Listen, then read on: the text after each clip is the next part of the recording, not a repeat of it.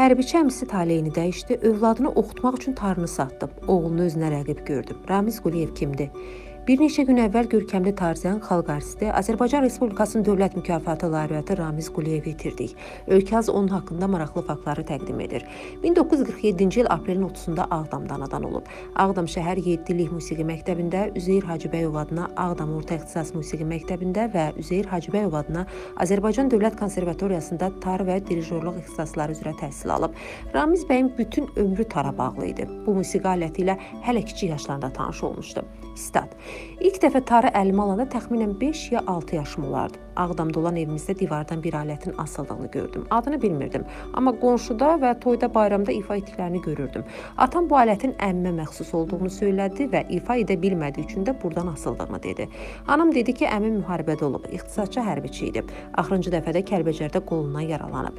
Əmim bizə gələn kimi onu bu alətin yanına apardım və soruşum ki, bu alət kimindir? Dedi ki, bugündən sənindir. O gündən bu günə kimi də tar əlimdən düşmür.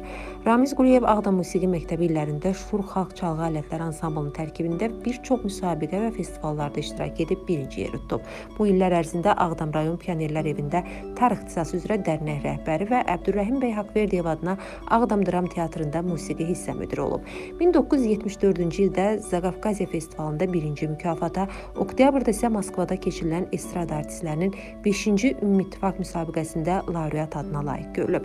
1974-1992-ci illər ərzində Dövlət Konservatoriyasının Xalq Çalğı Alətləri kafedrasında tar ixtisası üzrə müəllim, baş müəllim, dosent, professor kimi pedaqoji fəaliyyət göstərib.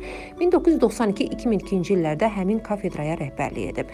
Xalq artisti deyir ki, onun tar sənətinə gətirdiyi yenilik böyük orkestrlə solo konsert vermək olub.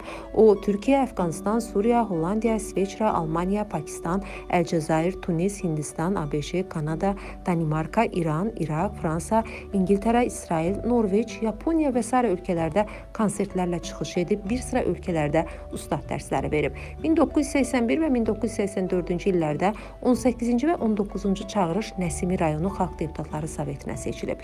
Dünyanın 30-dan artıq ölkəsində, həmçinin Azərbaycanda Ramiz Quliyevin ifasında muğamlar, xalq musiqisi nümunələri, Azərbaycan və xarici ölkə bəstəkarlarının əsərləri müxtəlif orkestrlərin müşayiəti ilə lentə alınaraq DVD, videokaset, kompakt disk və audio kaset formasında kütləvi tirajda çap olunaraq nümayiş etdirilir. Bütün ömrünü musiqiyə həsr edən Ramiz Quliyev oğlunun təhsili üçün sevimli musiqi alətini satmağa məcbur qaldığı vaxtlarda olub. Stat. Elə gözəl sədəfli tarlarım olub ki, amma indi onlar məndə yoxdur. O sədəfli tarları bağışladım oğlum Əyyubun təhsilinə. Xaricdə təhsil alırdı və 16.000 avro pul lazım oldu. 2006-cı ildə bu pulu ödəmək üçün də mən 4 ya 5 tarımı dəyər dəyməzinə satdım. O istedada ancaq və ancaq qayğı göstərmək lazım idi.